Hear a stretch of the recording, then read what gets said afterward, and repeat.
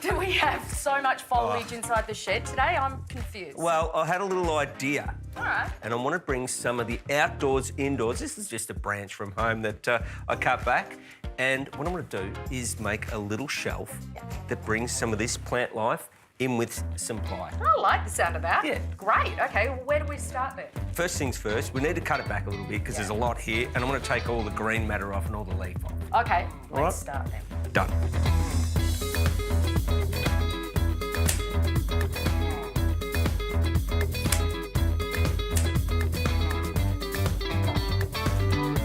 All right, Leah, so our branch has been trimmed back a little bit more, and now it's time to make our boxes. We want to make some boxes that are roughly about 800 by 400. Do you think that'd be a fairly good size? That's a good size box. OK, so they'll be really substantial.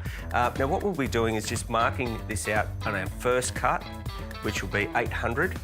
Now, it is important when you're using the drop saw, and any saw really, I'm not going to mark them all out yet.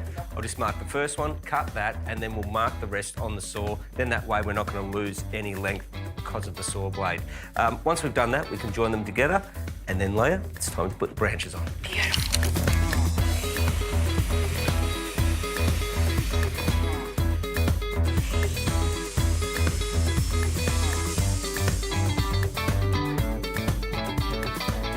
Our pieces are all cut, perfectly aligned, which is great. So what's our next step? Probably the best way to start something like this, and given that we're going to be using the nails on each side, we're just going to put a little mark where we want to put our nail holes. And really what you want to do is just sort of evenly space them. Here's your drill. Thanks, Leah. All right, let's start by getting these all pre-drilled.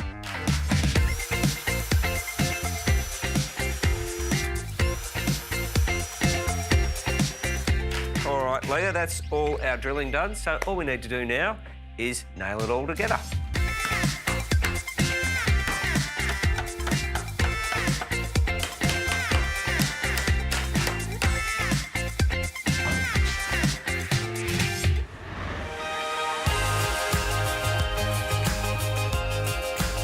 OK, so we got our boxes assembled. They look fantastic. I love it. Yeah, they've come up really well, easy to make.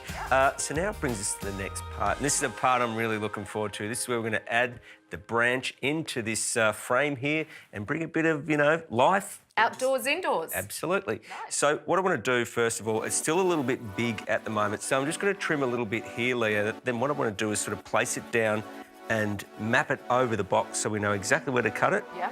And then once we've done that, we can actually join it on and make it a permanent fixture. All right, let's trim it up then. All right.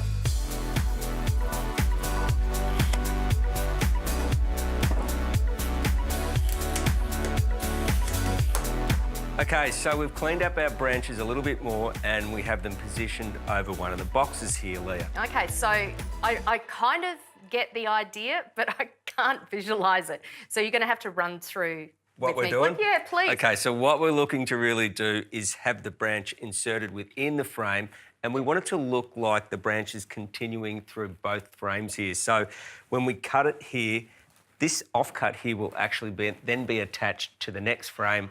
So it looks like a tree. It's still growing. Right, so the boxes will sit on top of each other. Exactly. And, oh, right, now I get it.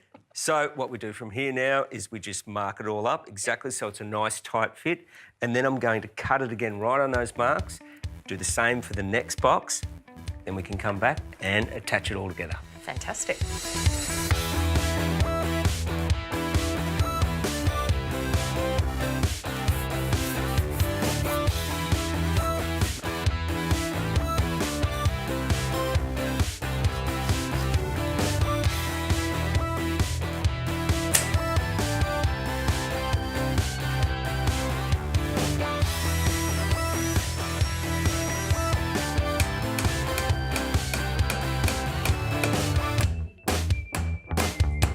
That looks so good. What do you reckon, eh? Oh my gosh, it is just brilliant. I love it. It's a trick on the eye. It is, and I mean, look, you can leave it on a shelf like this, or what you can do is hang it on a wall, create a little bit of separation. Love it. And it just adds another element altogether. It's so great. It's like an optical illusion. It is, it is. Well done.